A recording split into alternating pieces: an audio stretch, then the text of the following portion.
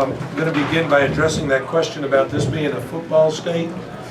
There are so many media outlets, so many TV channels, and so many sports shows that are 24/7, 365, that you guys have to have something to put on your pages and on your cameras during the basketball season. So I think it's great that the University of Florida and the University of Miami are enjoying top 10 rankings and a lot of success during this run.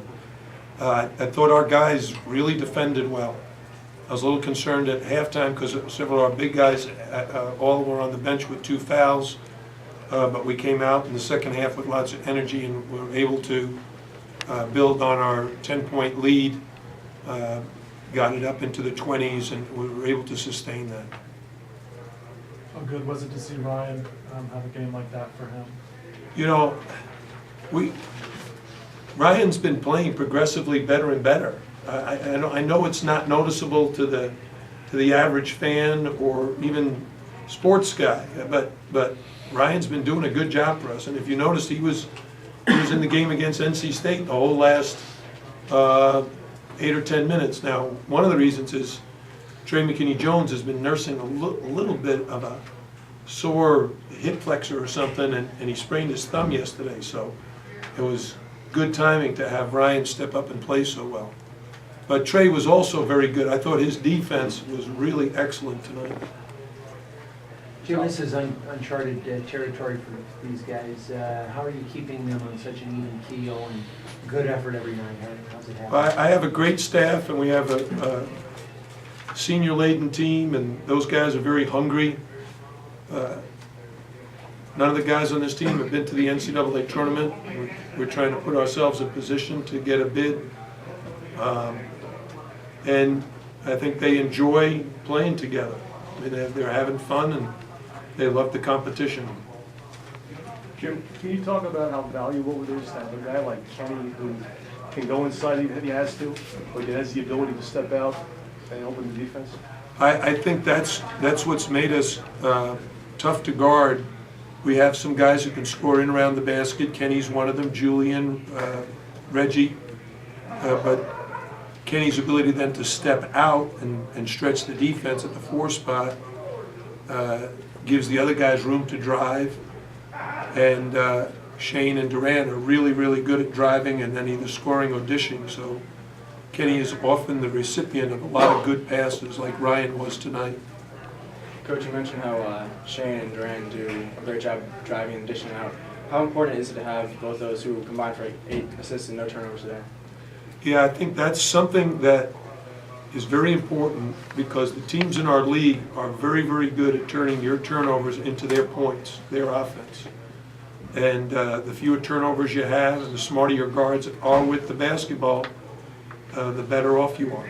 And Shane and Durant have done a great job all season long in that category. How good can this team be? I mean, I know you're only focusing on the next game and everything, but do you ever allow yourself to dream or look ahead? No. I mean, I've been at this a long time. I know the moment you get distracted, it's like driving your car and texting at the same time. It's too easy to get into an accident. Have you been asked about three-point shooting yet? No. No? Okay. How about I'm a very good three-point shooter. I mean, it's good to get Is that back what you on want to that know, rhythm. Mike? Yeah. Get back on that rhythm after that tough game at NC State. Oh, you know, against NC State we had some good looks. Sometimes the ball bounces in and out. I mean, it's not like that changes our thoughts or our confidence or anything. You know, you don't shoot the ball great every night, but like today, Brian Brown caught fire and the guys found him. Shane found him, Durant found him. You know, when other guys are looking for the hot hand, that hot hand gets the ball in rhythm and makes the shot. And the other day, when we weren't making our early threes, we went right inside and our big guys delivered. So we started tonight's game going inside every time, to Kenny, to Julian, to Reggie, and we were doing pretty good with that. But then that puts pressure on the Boston College defense to help out inside, and that it opens up things for the perimeter players. And they work hand in hand. Jim, I know you addressed it somewhat tongue-in-cheek at the start about 2 schools from the state being in the top 10 for the first time since '70, but can that help? I mean, can that help big picture? Can that help years from now as far as just Well, I trying to know get it helps those us top with our recruiting because the NCAA rule has changed where we can now text recruits. So as soon as the top 10 ranking came out, we sent all our recruits, an update on how we're doing, and every one of them responded, "I've been following you, I love it." So hopefully that'll help us. Jim, can you talk about, you mentioned it before, getting different guys to step up offensively? Tonight it was Ryan, Reggie had a big game today, sometimes it's Shane, sometimes it's Kenny, and how difficult that makes for the opposition to defend you guys. Well, I think having great balance in your offense is really important. Sharing the ball is really important. And having enough weapons that the defense has to guard 5 guys out on the floor. Because as you saw tonight, when they start to help out inside, the three-point shot ends up appearing. When they're out there pressuring our guards, we're able to get the ball inside, and that guy can score. So having, as I said earlier, three post-up players who can all score with their back to the basket, and every one of our perimeter guys, Shane, Duran, Trey, and Ryan, are excellent three-point shooters. You add Kenny to that perimeter game, and you put pressure on the opponent's defense to try to figure out how to defend us. Coach, can you compare this team to other teams you've coached in terms of the experience level, the seniors, Well, how this- that makes your job different or easier? Well, I never look at it as, easy. I look at it as I have a job to do, and the players have a job to do, and these players are doing their job extremely well on a daily basis.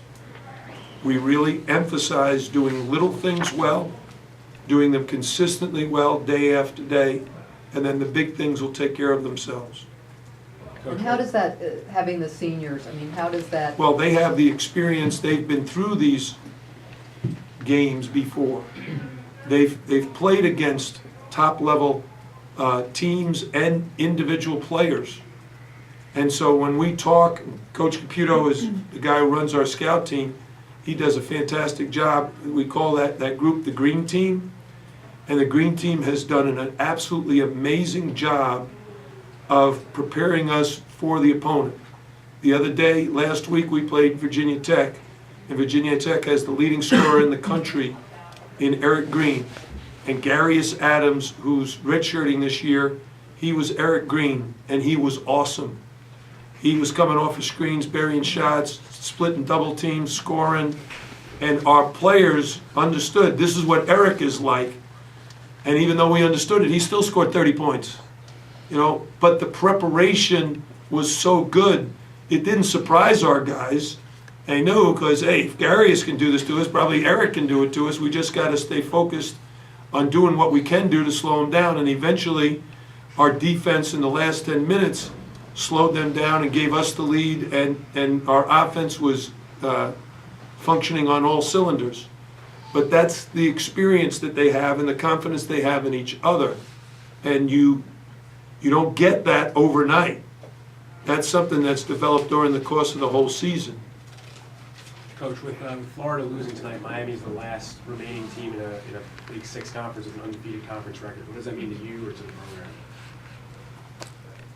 program? Really, it means we got to play North Carolina on Saturday.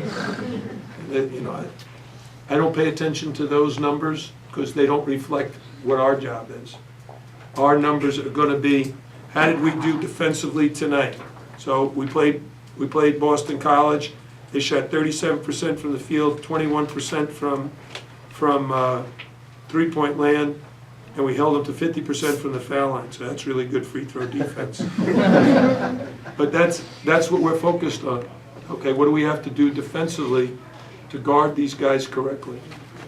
Jim, how do you motivate guys when defense is not highlighting real stuff and not? Tonight, in the pregame, we go through a routine 45 minutes before game time. Coach Caputo speaks first, then Coach Huger, then Coach Conklin. I'm the one that gives the last message. And tonight, I took the charge in the locker room to emphasize how important it was to give up your body for the team. And I think the message was heard loud and clear. Coach, speaking of giving up your body, you had a little scare there with Reggie running at you. Did your eyes get a little wide there? No, I've taken many charges before on guys a lot bigger than Reggie, if there is such a thing. Thanks, Coach.